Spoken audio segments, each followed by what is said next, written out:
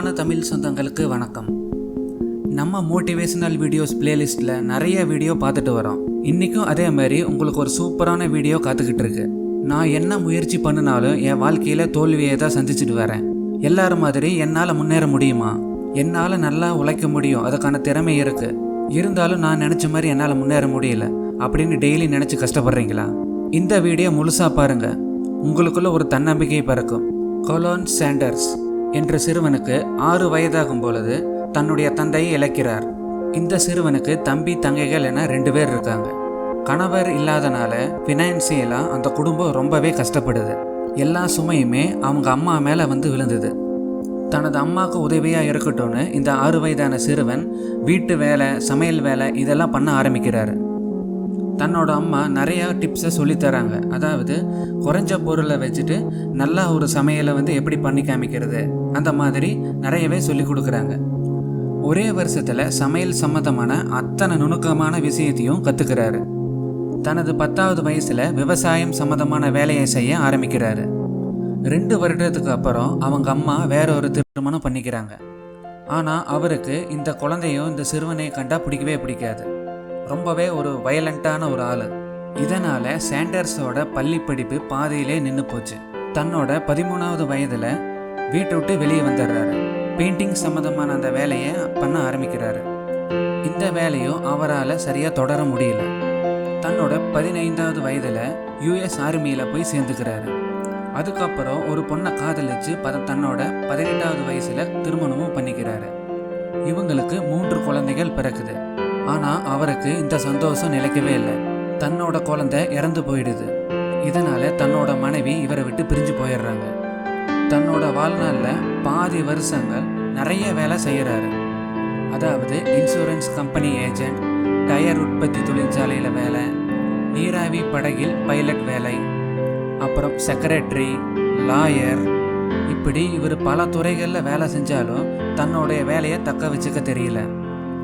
வருடங்கள் பல ஓடினாலும் எந்த ஒரு துறையிலும் அவரால் முன்னேற முடியலை. இந்த நேரத்தில் தான் தன்னோட மனைவியை அவர் சமாதானப்படுத்தி தன்னோட வாழ வருமாறு கேட்குறாரு. அவங்களும் இதுக்கு சம்மதிக்கிறாங்க. ஒரு கேஸ் உற்பத்தி கிடங்கில் வேலைக்கு மறுபடியும் போகிறாரு. அங்கே அவருக்கு நல்ல பழக்க வழக்கங்கள் அமைஞ்சதுனால ப்ரொமோஷன் கிடைக்கிற அளவுக்கு தன்னோட வேலையில் ஒரு முன்னேற்றத்தை அடைஞ்சார். பெருசாக பணத்தை சம்பாதிக்காட்டியும் இந்த கம்பெனியில் வர சம்பளம் ஓரளவுக்கு தன்னோட குடும்பத்தை ரன் பண்ண உதவுச்சு. சில வருஷங்கள் இப்படியே போகுது. ஆனால் இந்த சந்தோஷம் நீடிக்கலை. மறுபடியும் இவரோட வாழ்க்கையில் புயல் வீச ஆரம்பிக்குது. அமெரிக்காவில் ஏற்பட்ட பொருளாதார மாற்றத்தினால இவர் வேலை பார்த்துட்டு வந்த கேஸ் கம்பெனி இழுத்து மூடுறாங்க. இது நடக்கும்போது இவருக்கு வயது 65. வீட்டிலே முடங்கி போயிட்டார். ஆனால் இதுக்கப்புறம் தான் அவரோட வாழ்க்கையை புரட்டி போடுற மாதிரி சில சம்பவங்கள் நடக்க ஆரம்பிச்சது. கவர்மெண்ட் கிட்டே இருந்து இவருக்கு ஒரு உதவி பணமாக $105 பணத்தை கொடுக்குறாங்க. அப்புறம் சில தெரிந்த நபர்கள்கிட்ட கொஞ்சம் பணத்தை கடன் வாங்கி இந்த பணத்தோடு சேர்த்து ஒரு சிறிய உணவகத்தை ஆரம்பிக்கிறாரு. தன்னோட 6 வயதிலிருந்து 65 வரை தொடர் தோல்வி. இந்த தடவை நான் எப்படியாவது முயற்சி பண்ணி வின் பண்ணி காமிக்கணும் அப்படிங்கிற இந்த உணவகத்து மேலே ரொம்பவே நம்பிக்கை வைக்கிறாரு. உணவகம் ஸ்டார்ட் பண்ணி ஒரு சில நாள் நல்லாவே போகுது. ஆனால் இந்த முயற்சி அவருக்கு பலனளிக்கலை. இவரோட ஹோட்டல் இருக்கிற அந்த ரோட்டில் எக்ஸ்டென்ஷன் வேலை நடக்குது. அதனால் இவரோட உணவகத்தை கவர்மெண்ட் இழுத்து மூடிட்டாங்க. இதுதான் தன்னோட வாழ்க்கை, இதுதான் தன்னோட கடைசி முயற்சின்னு நினச்சி இந்த உணவகத்தை ஆரம்பித்தார். அதுவும் மூட வேண்டிய சூழல் வந்துருச்சு. கையில் சுத்தமாக பணம் இல்லை. வாங்கின கடை ஒரு பக்கம். இப்படி 65 வயதுடைய ஒரு முதியவரோட மனநிலை எப்படி இருக்கும் கொஞ்சம் யோசிச்சு பாருங்க. இதுக்கு மேல் தன்னால் முடியாது என நினைச்சு தற்கொலை பண்ணிக்கிற முடிவுக்கு போறாரு. கடற்கரை ஓரமாக அமர்ந்து தன்னோட தற்கொலையை பற்றி யோசிக்கிறாரு.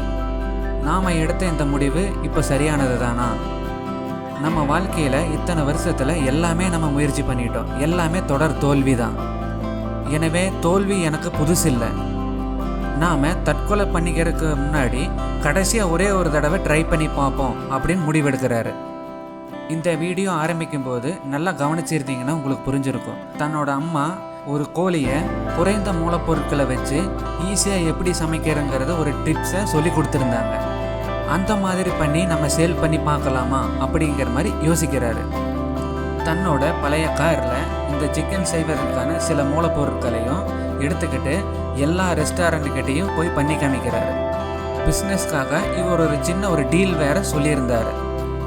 இந்த ஃப்ரைடு சிக்கன் செய்யறதுக்கான சீக்ரெட் மெத்தடை இவர் சொல்லி தருவதாகவும் அதுக்கு இந்த சிக்கனோட சேல்ல இருந்து ஒரு பகுதியை தனக்கு கொடுக்குமாறு கேட்குறாரு.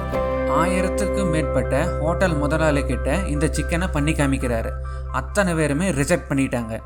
எத்தனை தொடர் தோல்வி வந்தாலும் தன்னோட முயற்சியிலிருந்து அவர் எப்போவுமே விலகினதே இல்லை.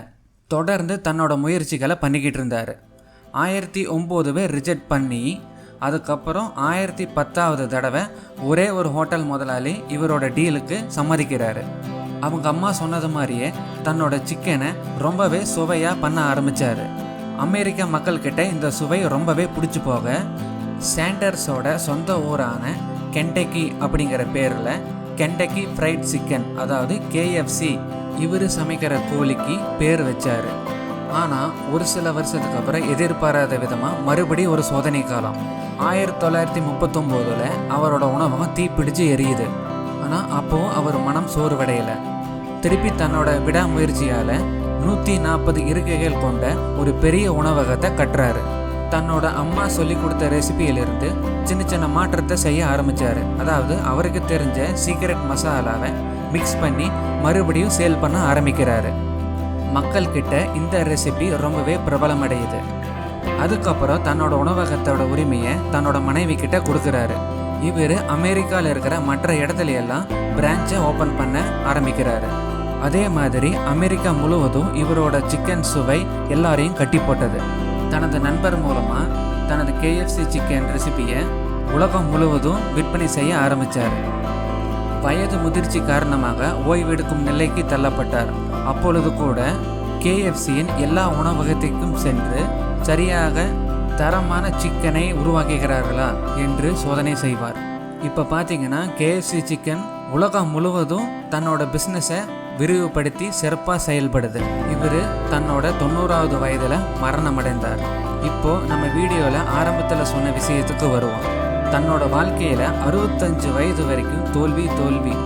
ஆனால் எத்தனை தோல்வி வந்தாலும் தன்னோட விடாமுயற்சியை அவர் கைவிடவே இல்லை.